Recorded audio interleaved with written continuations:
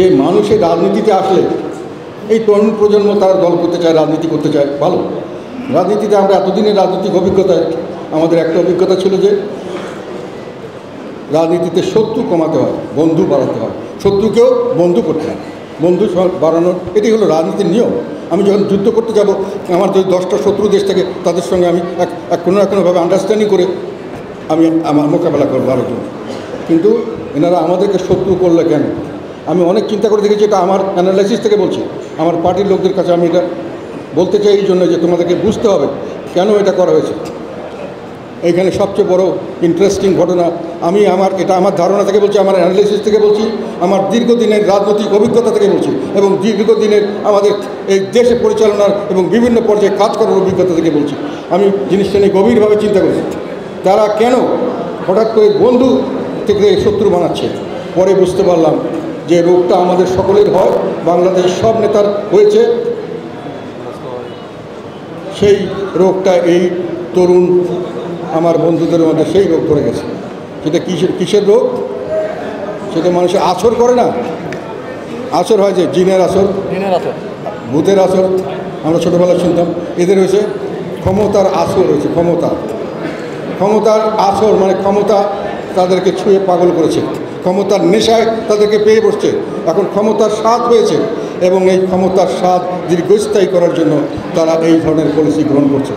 এটা আমার অ্যানালাইসিস, কেউ মানলে মানতে পারেন না। আবার পার্টির লোকদের এটা আমি বিশ্বাস করতে বলছি এই জন্যই যে এরপরে ভবিষ্যৎ আমাদের রাজনীতি নির্ভর করছে।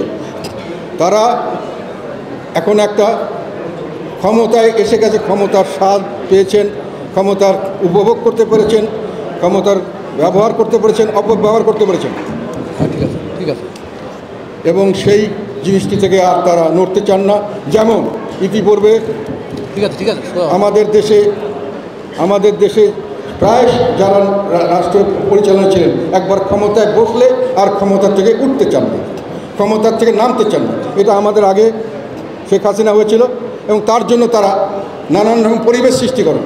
আমার ধারণা এই আমার তরুণ বন্ধুরা এই পলিসিতে গেছেন, ওনাদের মধ্যে একটা সুন্দর বন্দোবস্ত চিন্তা করেছেন।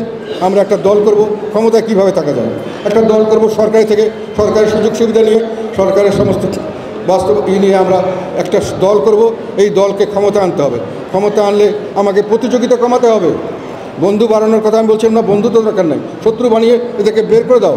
প্রতিযোগিতা কম হতে হবে। প্রতিযোগী কে আছে? আওয়ামী লীগ।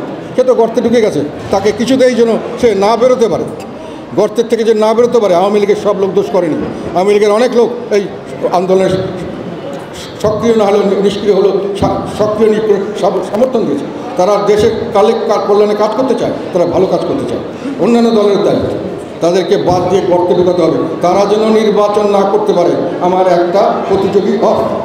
সেকেন্ড প্রতিযোগীকে জাতীয় পার্টি, একে তো কোনো দিকে পেঁচানো যাচ্ছে না। কিসে পেঁচাও? ওই যে প্রচারণা চালিয়েছিল একদিন যেমন এরশাদ সাহেবের স্বৈরাচার, এখন আমাদের চালিয়েছে দোসর করে এদেরকে বাদ দাও।